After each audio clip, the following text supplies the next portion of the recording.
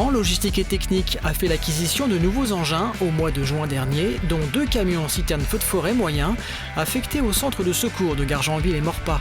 Né moyen que le nom tant il est doté de capacités et de technologie, nous avons pu participer à une journée de test consacrée aux capacités de franchissement et hydraulique de l'engin. On nous a donné rendez-vous en forêt de Rambouillet, dans le massif forestier des Quenouilles à Saint-Léger-en-Yvelines.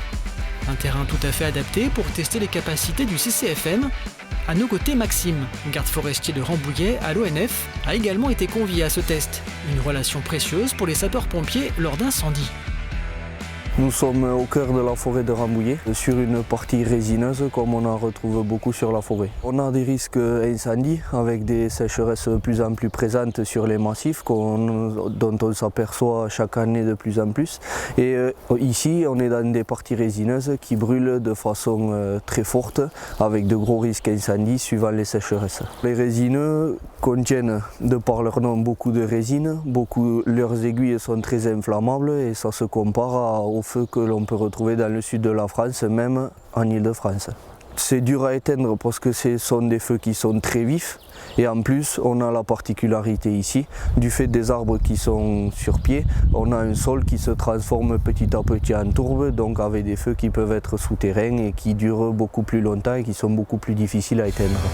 Maxime participe aux formations feux de forêt pour les sapeurs-pompiers dans son domaine d'activité professionnelle. De par sa connaissance du terrain forestier et des essences d'arbres qui le composent, il est pour lui important que le partenariat actuel puisse perdurer.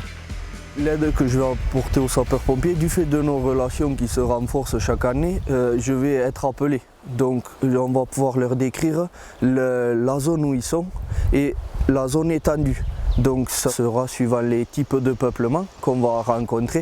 Par exemple, si c'est que des jeunes peuplements, on sait que ça va partir très très vite. Mais s'ils arrivent dans des peuplements plus adultes, le feu va peut-être ralentir et ça sera juste un feu courant de sous-bois. Donc nous, on a cette capacité, cette vision, puisqu'on connaît nos massifs, qu'eux n'ont pas forcément et doivent se concentrer sur l'incendie.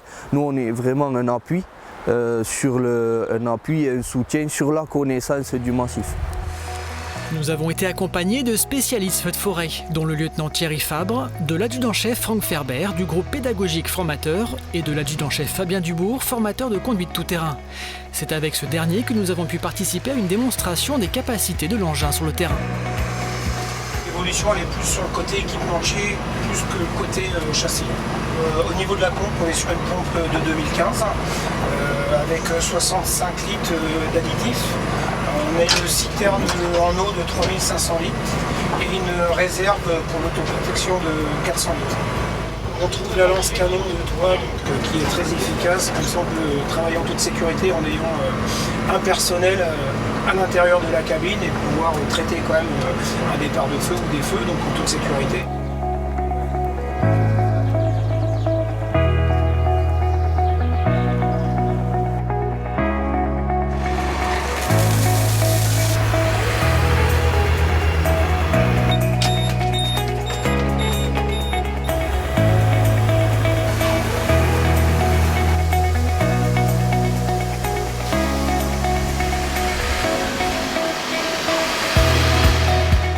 Ensuite, les raccords de refoulement qu'on peut avoir côté droit ou côté gauche, qui sont disposés juste derrière la cabine, qui nous permet de faire du traitement de lisière et surtout que le conducteur puisse avoir une vue sur le porte-lance. Ce qui est important, c'est avec les angles morts sur les poids lourds, ça peut être très dangereux si le porte-lance vient trébucher, choses comme ça. Donc aujourd'hui, avec ce système, le porte-lance est devant la cabine, on peut le voir et donc c'est pareil, c'est un gage de sécurité.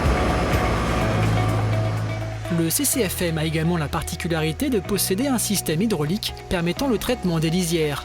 Basé sur le principe de l'autoprotection, ce système s'active depuis la cabine tout en roulant. On fait quand même une grosse partie de feu de récolte sur pied ou feu de chaume, donc il est vraiment adapté pour cette grosse partie d'extinction et après forcément il sera adapté aussi pour tout ce qui est partie forestière ou sous bois. Vous l'aurez compris, cet engin est vraiment adapté au milieu forestier, de par ses capacités de franchissement et des possibilités multiples en hydraulique qu'il propose. Les sapeurs-pompiers se voient donc dotés à présent d'un véhicule performant et adapté à leur mission.